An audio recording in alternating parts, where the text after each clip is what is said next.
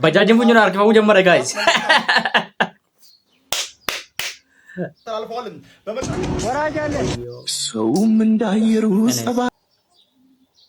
Assalamu alaikum warahmatullahi ta'ala wabarakatuh. Warrootni amantii biraa hordoftanis obboleeyyan keenya namummaadhaan oromummaadhaan Itoophiyaadhaan jirtan baga Rabbiin nageenyi Waaqayyoo isiniif haa ta'u isiniin jaa. Kanatti aansee wantoota ajaa'ibaa takka qaalumsi jireenyaa wallahi Itoophiyaa keessatti nama yaachisa. Mee akka maatiin itti jiru quba qabdanii? Lolli kun nama kaamuun fayyadu bar lolli. Jinni sheexaana nama maaliyyaan fayyadu nagaadhuma wayya bar. Isinii galee amma gaafa turaa takka Israa'elii fi Iraanii maaltu nu galcheenne? Wala fixxu akka barbaade wala gootu jennee taa'aa turre. Garuu amma rakkoon jaraa keessa nu seene wallahi. Wanti ajaa'iba namatti ta'u wantoonni gurguramu wanta akka bunaa, wanta akka qamadii, wanta akka xaafii, wanti kun gurguramu rakasa.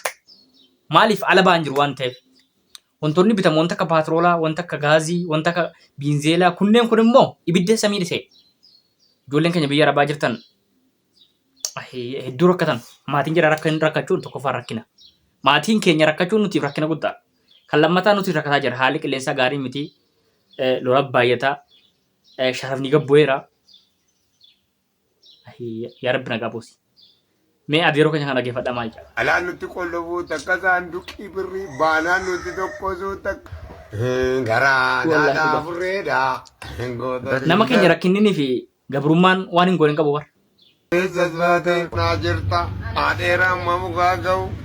Yoo ciise lafaan ka'u. Arjaama gurraa ka'u. Maqaa wal wallaalle kaayyaan ol lallaalle kaa'aadhamu. Kun amma jireenya isaa guutuu namni akkasii kun hojjechuus dhiiseeti miti bara niin akkas ta'e jireenyuma bakka.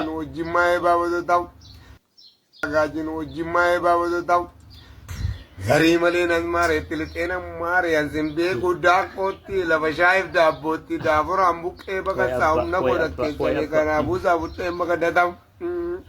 Ani naqum jaalatti jaartiin koona jaallatti araqii son baafatti daara sana baafatti. Jettee Muusaa sirbituun qoonqoon daadhiin jibbitu duuti gaarii saammatti qoonqoon daadhii jaallatti daadhii mana tarreessaafaa tarreessaa lafa qeeraa ta'u. Bireeniin dhibba nyaataa diishkaan nyaatama nyaataa yagarmoota akkam taana. Alaan nuti qollobuu takka saanduqii birrii baanaan nuti tokkosuu takka bosonuu hin ceenni ani naqu baadimmee tadhaqu qabbaannimmee. Naqu shiraaree bira goota haala uummanni keenya keessa jiru roorroo abbootiin keenya gariin dhiibbaa mootummoonni dabran wayyaanonni nurra godhan abbootii keenya garii maraachite garii biyya baafte garii ammoo najjeefte. Kan biyyaa bees waggaa 40 waggaa 30 gootuu yaada biyya isaatiin maraata. Kan biyya jirus maraateeti daandiirra deemee akka isa biyyatti asii bachi deema. Kan du'e du'eera sila. Kan hunda keessaa kan du'e wayyoon rakkoon diinagdee kan dhufuun rakkoo siyaasaati.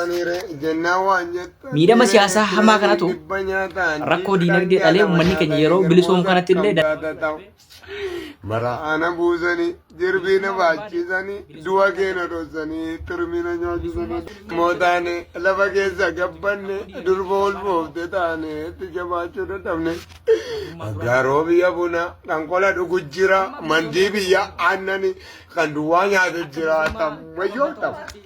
Ani naqu shiraaree ebira goota shiraaree poolisiin ni qallayyoo natti raasee mallayyoo.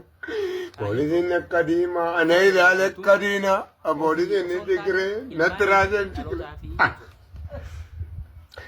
Maal godhu garuu kan du'in godhu jedhame nagaree. Yeroo ammaa kanatti jechuudha. Akkasiin isiniin jedha viidiyoo kana tiktaak irratti argee baay'ee takka garaa na gube. Boo'ee mimmaan qabachuu dadhabee haasaa inni haasa'uu fi akka inni itti deemu akka inni itti jiru karaa ija kanallee yeroo ilaalu nama dhukkubsatu na fakkaata.